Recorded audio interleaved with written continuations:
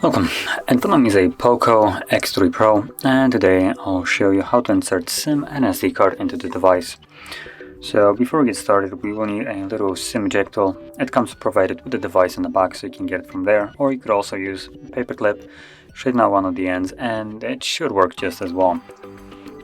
So once you get that, what you want to do is pop out the tray, which is located on the upper left side of the device, so right where the pin is holding. Push it in and you'll see that the tray just kind of pops out. Once you take it out, you will have space for either two different SIM cards or one SIM card and one SD card. If you're planning to use dual SIM, then you'll just place one of the SIM on the SD tray like so. But I'm going to be using one of each, so I'm going to move it over and then place the SD card on here as well. There we go. And from there, carefully insert it back into the device.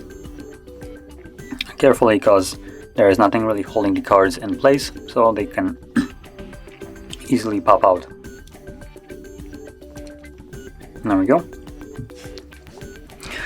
So now, there we go, there's the pin. So this is the pin for the SIM card. So obviously SIM card is working, and let's see the SD card. And there is the SD card working as well.